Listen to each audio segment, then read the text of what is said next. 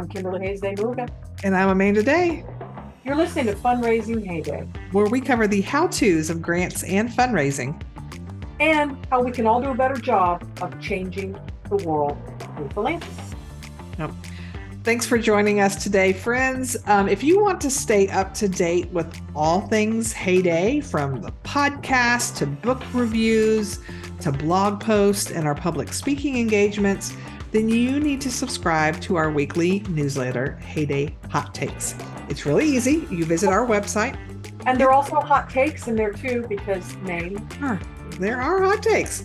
So all you got to do is mosey on over to our website, heydayservices.com, Hayday, because our names, heydayservices.com. And if you scroll to the very bottom of the page, all you got to do is enter your email address and name, and you're subscribed, and we'll just visit your inbox every Friday with all this Heyday goodness. So today, we're talking to an amazing hyphenate. No, I do not mean we're interviewing punctuation, because not possible. But Kara Mostowy, a seasoned fundraiser, grant writer, chief development officer, is talking to us today about breaking down silos between grant writing and fundraising. And because she's so awesome, she's also offering some stellar grant management tips. Kara is the Chief Development Officer at the Watson Institute and holds both a Certified Fundraising Executive, which is CFRE credential, and a Grant Professional Certified, or GPC credential. So we recorded this interview in November of 2023 in the bustling exhibit hall of the Grant Summit, powered by the Grant Professionals Association. We're out in the wild doing our thing, so you might hear some noises, but it's going to be great. Hope you enjoy it. Hey there, we are thrilled at the Fundraising Heyday podcast to bring in Kim Joyce and Associates as a sponsor. This incredible grant consulting firm based in Arizona has worked with nonprofits, for-profits, agencies of all sizes, from tribal governments to hospitals, universities, and everything in between. CEO Kim Joyce is here to share some really interesting tips and tricks that she's learned in her lived experience in this incredibly successful firm. We're so glad you could join us. So Kim, you recently added grant management services to the many, many things that Kim Joyce and Associates does. What is it about grant management that seems to just overwhelm a lot of grant recipients, and how do you alleviate their concerns? Many of our clients don't have the capacity or the expertise for grants management, and the millions of dollars that we secure for them can be overwhelming if they don't have the financial staff in place to manage the funds. So we build relationships with our clients and also with the funding agencies who know us, and they know that we're taking good care of our clients. We hire seasoned grants management professionals with accounting and compliance backgrounds. So that gives clients confidence in the services that we provide. And our staff is, again, continually learning and participating in professional development, as well as being active in the National Grants Management Association, so we can stay up on everything current in the grants management field. Wow, that's impressive. Mm-hmm. To find out more about the incredible team at Kim Joyce and Associates, visit kimjoyceandassociates.com. If you want to join a consulting firm who places value on integrity, excellence, and community, check out the career opportunities page. Kim is always on the lookout for her next great hire, as well as her next great client. All right. Well, Kara, thanks for joining us today in our little recording den and the end of the exhibition hall. So we're recording this live if you're watching us on YouTube, or if you're listening to us and you hear some background noise, it's because it's a big old conference. There you go. And also allows us to come in and talk to some thought leaders and some folks who have some interesting points of view and lots of experience, and that's where you came in. Right. So if you're ready, we'll just dive in with the first question. All right. Well, and we'll tag team you. Yeah. Thank you for inviting me. I was excited to be considered a thought leader. Yeah. I thought I was asked because I've been around for a long time. So You know, Experienced thought leader. It's so you good. can be a certain seasoned. age. Well, you can be a certain age and still be dumb as a box of rocks. So I feel like, not you, but I mean, I just feel like that's age does not necessarily confer wisdom. Sorry to break it to you and to me. It doesn't. But you, as a recovering development director, what made me want to talk to you is something that I've encountered so much, and it's sort of leading into our first question. I would say seasoned as a veteran, with someone with significant experience in grant writing and fundraising. How do you think the two areas are related, and how are they different? Because people have thoughts and feelings about this. Oh, yes. Yeah. People do have thoughts and feelings. Yeah. And I actually feel that they are related more than they're different. Yep. The things that I see as us being related, and I have to say, a caveat is, I've always worked in a small person shop. So Right, it's so always you're just like- been. There's no division of church and state. You're like, No. I am here doing the work. Well, and the other thing is my department, I have a team member of one. Awesome shout out to her, Lisa. She's Yay, fantastic. We are also marketing and social media content and all of those things as well. But I do believe that grant writing and fundraising we're in harmony in so many ways. And I think it's because we approach our work with an opportunity mindset. Because we do the scan, we see the opportunities before us, and we look for ways to make things happen for our organizations, more things happen for organizations, and to amplify our organization's work. I think that is absolutely a common denominator that fundraisers and grant writers, you have to have it in common. Right, You're in the right, wrong right. field if you don't. But yes, you absolutely have to have that. And I feel we share that. And another thing that I really feel that we all have in common is we have to see the organization from both a macro perspective and a micro perspective. Fair. Because I don't think you can be an effective grant writer or fundraiser if you are only seeing a pocket, like one program. I mean, you might write a lot of grants for one program because it's going to be the one that just has the most need. Right. But you really have to be effective, that micro view of the organization. You need to know where your pain points are as an organization. And grant writing, just like fundraising, is very relational. This is true. And I don't think really there's much difference between grant writing and major gifts. The approach to Hot take. Yes. I'm totally with you, but there are people who will be like, No, it is absolutely relational. People give to people, and that is so trite, and I almost hate saying it, but it's the truth. It's the truth.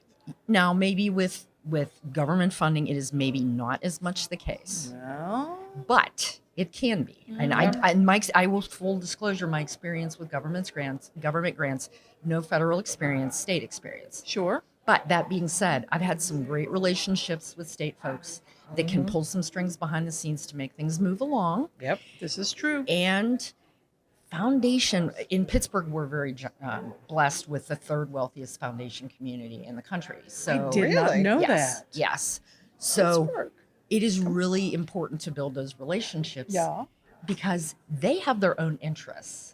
Yes. Program officers have their own interests, Yes. and they are people too, just like you. And if you treat them like an ATM machine, just like you treat your donors like an ATM machine, Not going to be good. it's not good practice. So I think they're very, very similar. And especially for small shops like me, I think that's why we can move fluidly between the work. You know, I do a lot of grant writing and I do other things too in fundraising, but I can fluidly move between them because you always have a lot of projects in a Right. lot of different places. You have to work with a lot of different people and project manage. So we can fluidly move between those worlds. Where I do see a difference sometimes, and I really think it's more in perception. And I have a funny story to share too. But I think fundraisers kind of have a reputation as, hey, the party people. Yes, know. yes, they do. Yes, They do. plan, we are seen, and I say we because I am a fundraiser. We are seen as the people that, the party people. They're always going to lunch with someone. Or in the South, perhaps the golfers. The golfers. Well, we host a golf outing. Absolutely. So- Nothing wrong with that. we're the people that go to lunch and it's very mysterious. Like, what is happening at these lunches? Like, what's happening at lunch? What's happening on the golf What's course? on the links? What's going down? What's the big mystery that's going on? So we're perceived as the party people. Like, someone told me once, if I had an entrance song, it would be that Bruno Mars song, Uptown Funk. Nice. That would be my entrance song, which I'm totally an introvert. Yeah, but introverts need entrance songs. I'm a full believer in everyone having an entrance song, but my point is, not all fundraisers are extroverts. It's true. But I think that grant writers often are perceived as the introverts. Now, maybe many are, but Sometimes I think they're it's not. I know. I was like sometimes pointing at they're not. Amanda is not an And introvert. sometimes they're very not. successful. So certainly sweeping generalizations Yeah. here, everyone's experience will vary. You can be a super effective fundraiser and be an introvert. Yep. You can be a super effective grant writer and be a total extrovert. Now, what I will say is I've been to the AFP conference Me too. and I've been to the GPA conference. They're different. They are They're very different. My first GPA conference, I walked in and I expected it to be like an AFP conference because it's a dull roar. You walk into Yeah. an AFP room and it's, hey, Uh-huh. there's, and when I walked into the room, it was just so quiet Yeah. and very studious. It was like a study group. Yeah, I But can see that. the intimacy and the small group interaction. I mean, obviously, I love it. I love the conferences. I love the GPA conference. But it's kind of funny that was my experience at the conference because it was a dull roar in the AFP room. Yeah. That's wild. It made me think about this morning when someone wanted to know who was knitting at table table 30 30. something. I'm just like, wow, yeah. I don't know that you'd have that in an AFP maybe conference. not. Maybe. Maybe. Maybe not. But yeah, so I really think there's more commonalities than there really are differences. And I think most of the differences are probably perceived. Yeah. But that's my Yeah. experience. Yeah. Yeah. No, I feel you. I'm a sample of one. There you So. go. Okay. Well, and that leads into our next question so brilliantly, which thanks for writing good questions, Kimberly. I am here to help.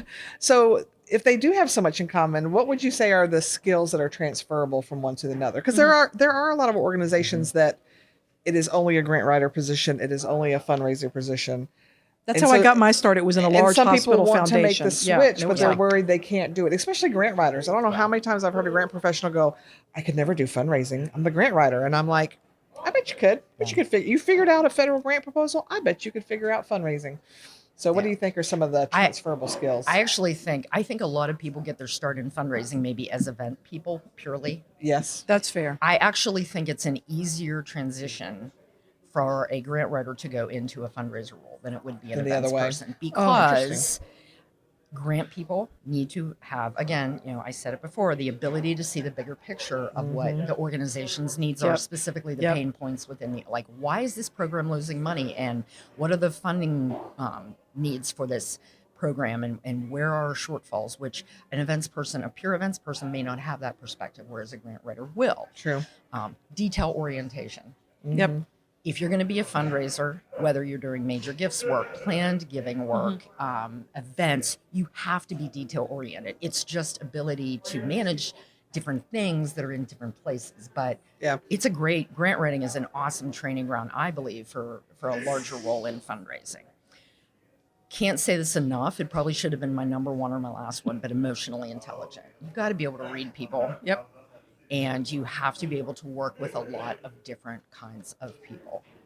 And I think grants, again, it's a great training ground for that because you have to relate to people. It's super relational. You have to relate to a lot of different kinds of people, funders, people in the organization that you're trying to get information from. And I think it's a great way to position yourself for a career in fundraising.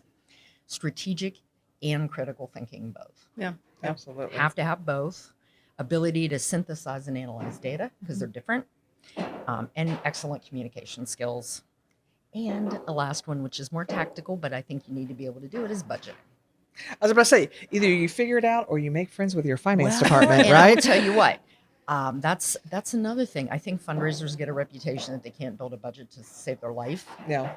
I've always worked really, really well with our finance office. Nice. And have great relationship with any organization's finance department I've ever worked within. But I think your grant writer has a leg up there because they're used to working with budgets. It's true. We used to call it development math. Yeah. Development Yeah. math.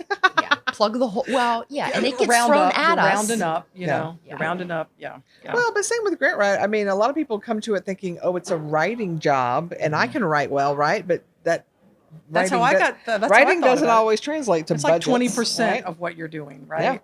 Yeah. True story. So I am curious, having gone from grant writer to more senior levels, and then as in more of a development director role before I started consulting.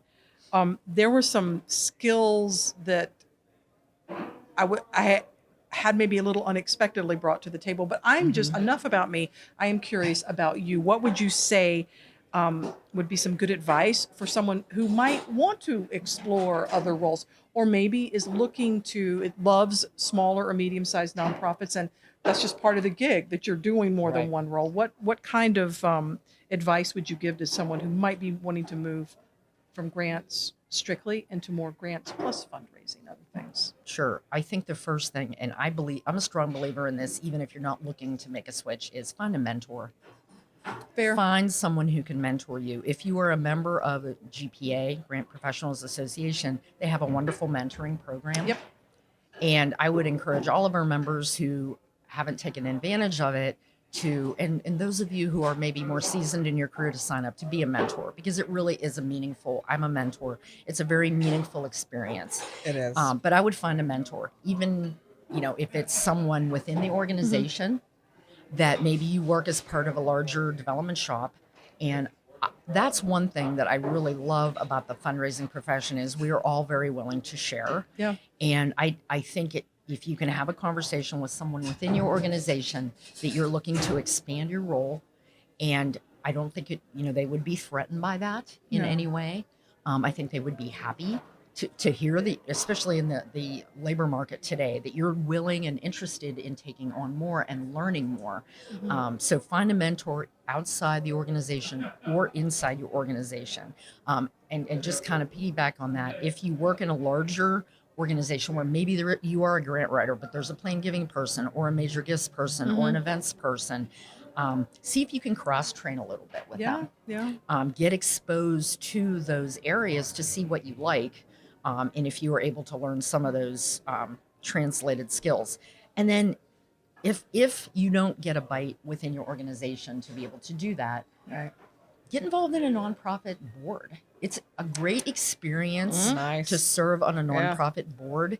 And that has a couple added benefits. Is, as a fundraiser, one of the things that my peers and I, it's difficult sometimes to get board members to fundraise. No, I am so shocked. You may have No, heard- never Person experienced ever. that. You may have heard ever. this does happen, but it changes your perspective when you're sitting on a board Oh yeah. and you are asked to fundraise or make a personally significant gift. Yeah. And you are much better able to understand from a board member's perspective Mhm. everything that is being asked of board members. So if you get nothing else out of the experience, you will get that perspective. But if you're looking to go for your grant professional certification and or your CFRE, certified fundraising executive, serving on a nonprofit board or even a committee is going to get you some points. That's true. And it's also going to help you see, like, maybe I want to be on their 5K committee or their golf committee or gala committee or something. And you'll get a taste for whether you really like that work or not. That's true. Yeah. That's a great tip. Thanks for sharing Thank that. you. Yes. And there are also plenty of opportunities within GPA. Absolutely. And, I give a shout out to the GPA mentoring program. I'm a mentor, as I said. I would encourage anyone who isn't, sign up and look for that mentor. There is a way you can sort, I believe, to be connected to someone who has broader fundraising experience. Yep. Yeah, absolutely. So yeah, I second on the GPA mentor. I've done that once. It was I love doing it. So you can do it and then not do it and then do it again. Yeah. It's not a lifetime commitment. Well, so sign up. Well, and it's very much driven by your mentee. Yes. That's true. It can be twice a year based on what they need, or it could be once a month or whatever they need. It's really, I let the mentee, at least in my relationships, I let it be driven by them. It's their agenda. Yeah. Yeah. That's a good way to look at it. Absolutely. So, Well, let's shift gears here. So we've talked a lot about the grant writing and fundraising Do we need a sound side. effect for shifting gears? There you go. It's going to be smoother than that. Let's hope so. So we do spend a lot of time. People can really focus on the grant writing because it's the pressure to get the money, to get the money, to get the Sure. money. But the reality is the grant management piece is a whole other ballgame that can be sometimes more difficult, more complicated, but it really is super important because anytime I tell people, I'm like, look, my number one job is to keep the money we already have. Then we can worry about more money, but let's not mess up what we have. But that's not the exciting part. I right? know, it's Everybody not. wants to get that big old check, and it's like, hello. Yes. So, Yep. but what, do you have some common mistakes that people are making when it comes to grant management, particularly with foundations? Because I feel I switched, I did a lot of federal grants, and there is a whole host of rules. There's almost too many rules, but it's kind of nice having those guardrails. Mm-hmm. And as someone who now does foundation grants, I'm almost like, but wait, there's not 2 CFRE to follow, and there's not, what do I do? So some helpful hints when it comes to Yeah. grant management. Well, I tried to keep my pitfalls list to only 3, but I have to say it was really hard to keep it to only 3. I'm sorry, we're mean with our questions Yeah. sometimes. Yeah, So we I do. could Sorry. I could list about 30, I but Okay. counting down to the big one at the end. I think the first mistake is not communicating the award and expectations to the full team, whomever that is in your organization. It's going to be different. That Amen. is Typically, it it. is program folks, it is finance, Yep. and of course you, and then anybody else on the development team that you maybe are working with. Because I think what's sometimes happens is it's so top of mind for us that it's easy to think, well, everybody else, Surely this is they top know. of mind for them. Yeah. They know. Or they know how it works. Exactly. And no. No, they Absolutely. And they're working on other things. Yeah. And many times, as we know, there's such a time delay in between when you put the grant proposal in and when you actually get the award or can start spending money. Yeah. You've forgotten by then. Much has happened. Things have changed. Yep. So I encourage everyone, set up a kickoff session, whether it's virtual or in person, and give everybody a really quick written summary that you provide to all of them. And some of my colleagues actually have people at the meeting sign this summary. That's what Danny We have a did. friend who does that. And I don't go Yes. that far. I'd like to take the bloody fingerprints sometime and put it at the bottom of the paper, but don't do that. Forget signature. It's a blood oath. We are going to blood swear. that we're going to do Chalice, this. a blade. Exactly. Yeah. Don't go that far, but give them the summary and even, one of my rules, and I heard this on another podcast somewhere, is assume the least pathological intent. And I keep going back to that. Okay, fair. Yes. Fair. Don't assume bad intent, but remember, this isn't their job. It's not their primary job anyway. And there could have been turnover and many, Yeah. many, many other things are in the way. So have that meeting to reset and remind folks, remember that grant that we submitted like 18 months ago? Well, yay, it came and you already deposited the check and here's what we need to do. Yeah. So that's number one. I think the second mistake that is made is not communicating frequently enough post-award. So you can't just have the kickoff meeting. I think there needs to be some kind of regular check-in with the program and finance I team. concur. And this is driven by your organization. I mean, I'm not saying every week and I'm not saying every month. Maybe quarterly is enough, but just check in and make sure that things are on track. Something that my organization does that I find incredibly helpful is I get a restricted fund report every month that really gives me an indicator Yep. of, are those funds sitting there? Because yeah, it's a lag indicator. Granted, it's a month after the fact, but still, I can get ahead of that and Yep. see, like, okay, that makes me look at it with my critical eye, which I mentioned critical thinking before, and say, I don't see that dropping. That fund should be dropping. And it makes me ask some questions.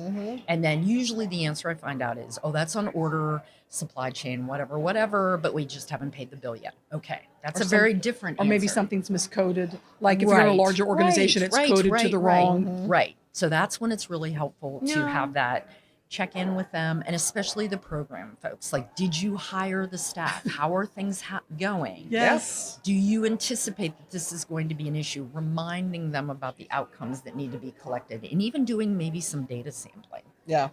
I like to be ahead of it, and if I don't like surprises like that at all. Yeah.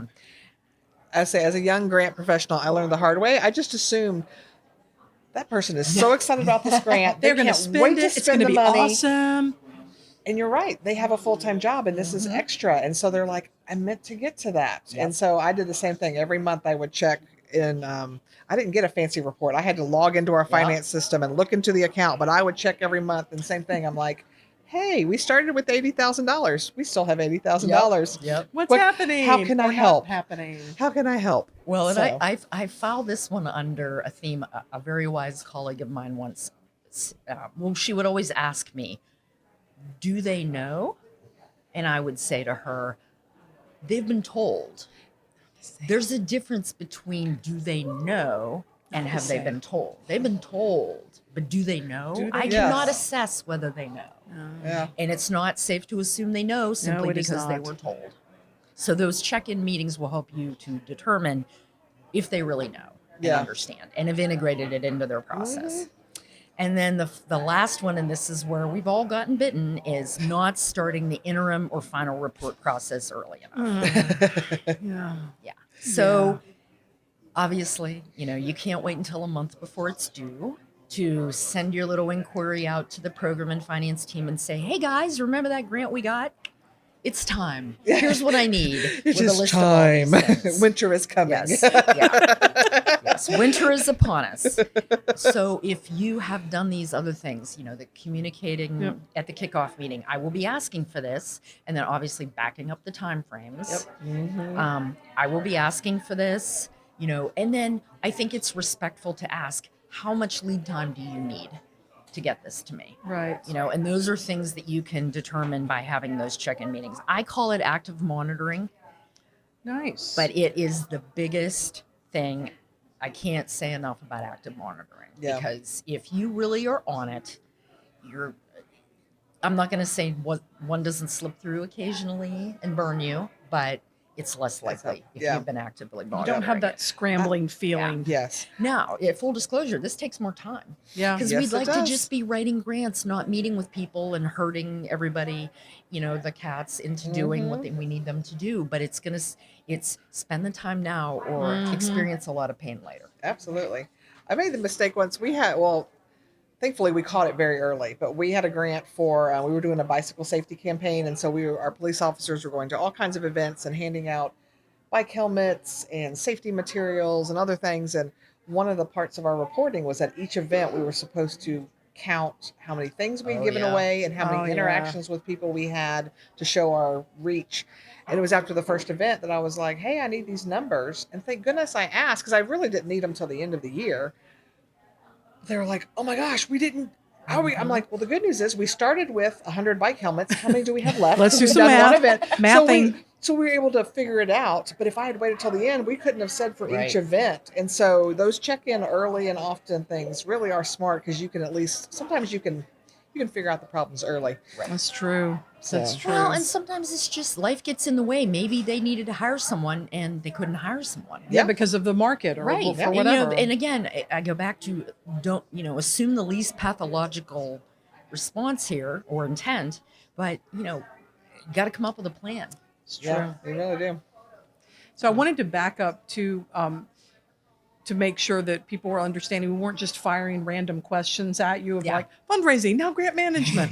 It's because you're actually, we're recording this live at the 2023 Grant Summit where you are presenting on grant management. So I just wanted to circle back with that. But one of my final questions would be, if you're setting up a grant management system, we've talked about let's have some active monitoring. Let's check in. Let's don't wait till the last minute. I loved that. You told them, but do they know? That could be a temporary Life-changing. tattoo for next year. Yeah, but do they know? Do they know? So helping them know, sort of transitioning into maybe talking a little bit about grant management systems, because there are all kinds of, we're sitting in an exhibit hall right now, all kinds of vendors of all kinds of products. I think Amanda did a bang up job with some spreadsheets and binders. Oh, back in the day. Back that was in the old day, school methods. Uphill yes. in the snow, both ways both to ways. grant management. But is there a way to bridge those two extremes and sort of talk to us a little bit more about what you should look for in grant management system? So, funny aside, Yeah. most people probably still use spreadsheets. I'm not judging. I'm Yeah. just And that is where I was about a year ago. okay. And that coming to this conference and talking to my colleagues got me really thinking, like, I can't do it this way anymore because of you everything could, else but that there we might do. be a better way. Right. Yeah. Right. So it was time to do some research. Yeah, So, yeah. trying to look at the most important things to consider. I think a lot of people are going to expect me to say cost, but it's really not cost. Okay. I think the two biggest things to consider, and this is more from an implementation and selection lens, Yeah, yeah. it will fail if you do not involve the end users from the very beginning of the conversation, because you cannot make these decisions in a silo. That's true. Now, if you are a grants consultant and it's your business, then Different. yeah, That's different. absolutely. But I'm talking more to the development officers or mhm. grant professionals who are part of a larger operation where it's, they work with other people.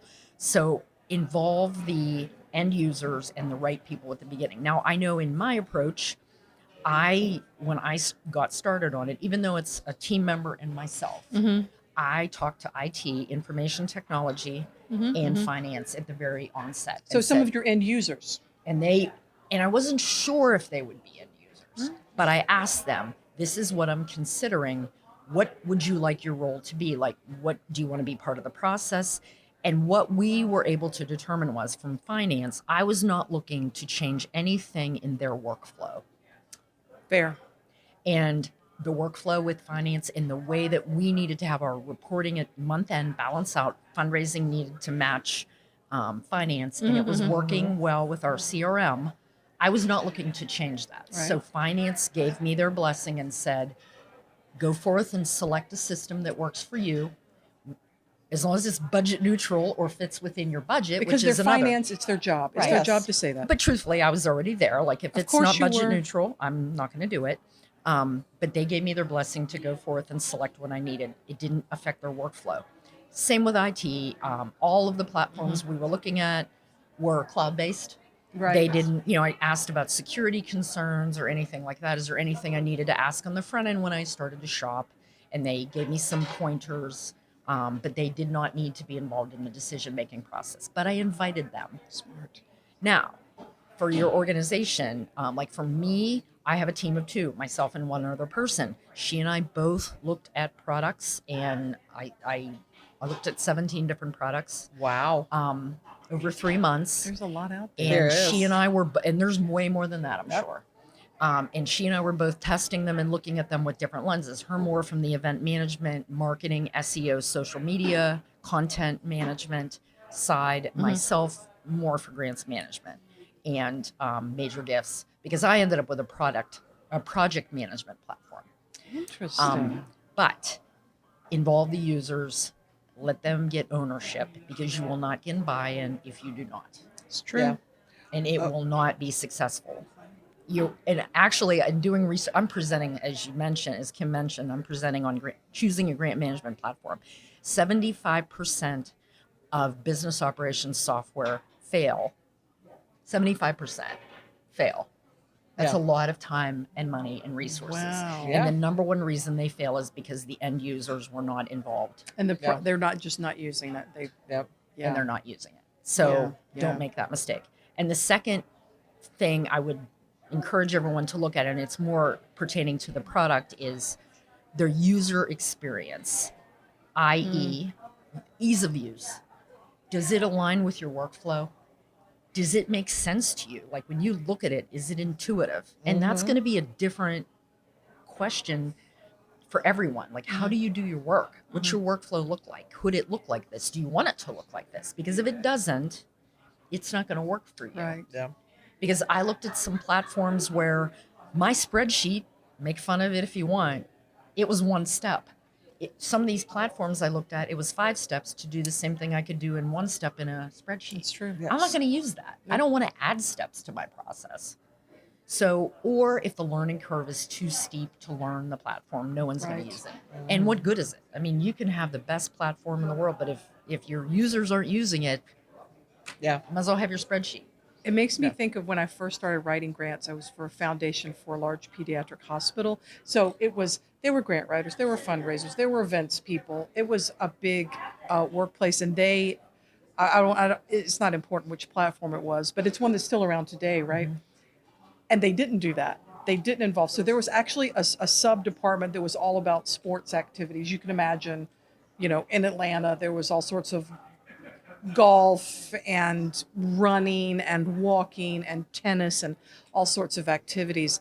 And that sub department just sort of refused to use it. And because they were bringing in so much money, I mean, it was sticky. Yeah. And then so for the rest of us who were trying to use it or trying to get reports, because sometimes corporate foundations would both sponsor and give grants, and you're trying, and it was just a mess sometimes. But yeah, they weren't, none of us were asked. I just found the system pretty easy to use, but they were just like, we just can't work with this. Yeah. So Well, they and weren't asked. it's not only ease of use too. It's like making them understand, hey, yes, it works well, but also you need to use it. Because I worked in a local government where we created our own management system. So our IT department built what we wanted from what I wanted as a grant person from scratch. And it was beautiful and lovely. And for me, and one of my dreams was now, instead of all my program people calling me constantly going, when's that report due? Remind me when this. Yep. All they had to do was log in. It was all there. But they were all so used to, it's so easy to pick up the phone and call Amanda. Right. And I was too young and sweet to go, as of this day, I'm no longer answering your questions. If I had to do it all over again, I would go back and go, I'll come and spend an hour with you. I can show you how to use the system. But I was just too nice, and I would log in myself. Here's what it is. Okay. And so it sort of saved me time, but it didn't save me the time it could have if I had. Well, I've pushed always back on said my program between us, people. you are the nice one. So Yeah. I'm not surprised. I'm not surprised. Yeah. So Well, buy-in's important. And I think you get that buy-in by helping them understand what the value proposition is for them. Yep. I could write more grants for you if I'm not answering your Answering questions. your Exactly. questions. Hello. More Or money. this report that I keep asking you for, it'll actually auto-populate that report. Then now we're talking. Now we And got you it. won't have thing. to send me this every month, because you can just fill it out in here and it'll produce it and update it every month. Sold. Nice. Buy-in right here. Buy-in. I'm in. It's not even your system. And It didn't you're matter. I'm completely in. bought in. I love it. I love it. No, very good. Well, what I'd love to wrap up on is where people can find you if they want to know about your organization you work for and the work that you're doing. Or maybe where and- you're presenting next. Yes, sir. So how can people reach out if they have questions or interest? Well, I will be here this afternoon presenting, and all sessions are going to be recorded. So if you aren't able to catch my session, GPA will be putting those up. And I Okay, encourage that's cool. everyone to, check that out. And, Yep. and my session is really intended, it's providing a spreadsheet as a tool to help you in your decision-making Oh, process for choosing a grant management platform. So I'm speaking to the spreadsheet folks. I love it. And then on LinkedIn. Okay. So I'm very active on LinkedIn, and you can connect to me on LinkedIn. And I really just like to have a dialogue with folks, and I'm always looking to learn from my colleagues as well. So Absolutely. that's probably the best way. I just Very think nice. it's so important for us too to make sure we're bringing on folks who are also not that it's wrong to talk to consultants, because we're consultants, but bringing on folks who are working within agencies. I think it just is a whole different perspective It is. that you can bring. So thank you. Well, thank you for the opportunity. I remember when I was coming up in my career, I had a wonderful mentor. Nice. And I have always felt, I'm hoping that someone can get a nugget. If they get one nugget from our interaction at a conference or a presentation, then, that's my goal. That's You're a win. That's a Yes. win. Well, you've helped us win today, so thank Yeah. you very much. Thanks for having me. Thanks. Thanks again to today's sponsor, Kim Joyce and Associates. If you want to learn more about career opportunities and client relations with this growing business, visit kimjoyceandassociates.com. That's KIMJOYCE and associates.com. We really, really hope that you enjoyed our time with Kara as much as we did. She's amazing. And I learned something. I learned something from everyone we interviewed, but I learned some more things today. So happy to be here alone. We're honored you chose to spend time with us today. Join us again in 2 weeks where we are talking with Rachel Werner and Lucy Morgan, two seasoned grant management professionals, and they're going to talk with us about the ins and outs of post-grant award management. Special bonus, if you watch on YouTube, you may see some really fancy, fun accessories. I'm just saying. There you go. So see y'all then, friends.